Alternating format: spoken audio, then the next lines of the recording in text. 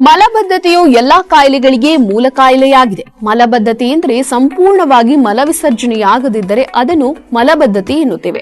ನಮ್ಮ ದೇಹದಲ್ಲಿ ದೊಡ್ಡ ಕರಳು ಕಸದ ಡಬ್ಬಿ ಇದ್ದಂತೆ. ಇದನ್ನು ಯಾವಾಗಲೂ ಸ್ವಚ್ಛವಾಗಿಟ್ಟುಕೊಳ್ಳಬೇಕು.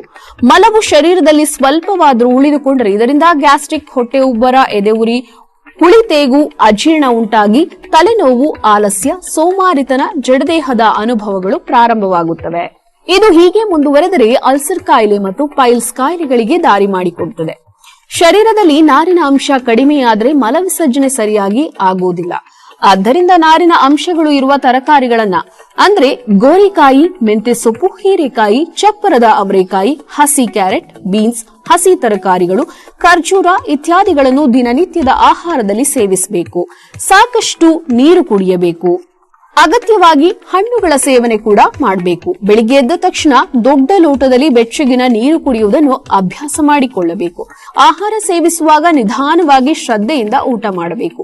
ಅವಸರ ಪಟ್ಟುಕೊಂಡು ಗಡಿಬಿಡಿ ಮಾಡಿಕೊಂಡು ಊಟವನ್ನ ಮಾಡಬಾರದು. ಆಹಾರವನ್ನು ಚೆನ್ನಾಗಿ ಜಗಿದು ತಿನ್ನಬೇಕು. ಆಹಾರದ ಜೊತೆ ಲಾಲಾರಸ ಬೆರೆಯಬೇಕು. ಪ್ರತಿದಿನ ಸಂಪೂರ್ಣವಾಗಿ ಮಲವಿಸರ್ಜನೆಯಾದರೆ ಆರೋಗ್ಯವು ತಾನಾಗಿಯೇ ಅಭಿವೃದ್ಧಿಯಾಗುತ್ತದೆ. ದಿನಕ್ಕೆ 2 ಸಲ ಮಲವಿಸರ್ಜನೆಗೆ ಹೋಗುವಂತೆ ರೂಢಿ ಮಾಡಿಕೊಳ್ಳುವುದು ಒಳ್ಳೆಯದು. ನಮ್ಮ ಸಿದ್ದಲಿಂಗೇಶ್ವರ ಆರೋಗ್ಯಧಾಮದಲ್ಲಿ ದೇಹ ಶುದ್ಧಿ ಮತ್ತು ದೊಡ್ಡ ಕರಳು ಶುದ್ಧಿಗಾಗಿ ವಿಶೇಷವಾದ ಔಷಧಿ ಕೂಡ ಲಭ್ಯವಿದೆ. ಇದುವೇ ನಿತ್ಯ ಸುಧಾ ಪೌಡರ್.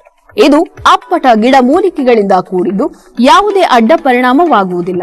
ರಾತ್ರಿ ಊಟದ ನಂತರ 1 ಸ್ಪೂನ್ ನಿತ್ಯ ಸುಧಾ ಪೌಡರ್ ಸೇವಿಸುವುದರಿಂದ ಮಲವಿಸರ್ಜನೆ ತೃಪ್ತಿಕರವಾಗಿ ನಡೆಯುತ್ತದೆ.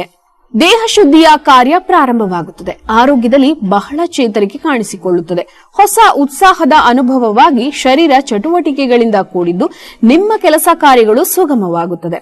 ಸಿದ್ದಲಿಂಗೇಶ್ವರ ಆರೋಗ್ಯಧಾಮಕ್ಕೆ ಕರೆ ಮಾಡಿ ಅಂಚೆ ಮೂಲಕ ಔಷಧಿಗಳನ್ನು ನಿಮ್ಮ ಮನೆಗೆ ತರಿಸಿಕೊಳ್ಳಿ. ನಮ್ಮ ದೂರವಾಣಿ ಸಂಖ್ಯೆ 8197 885537.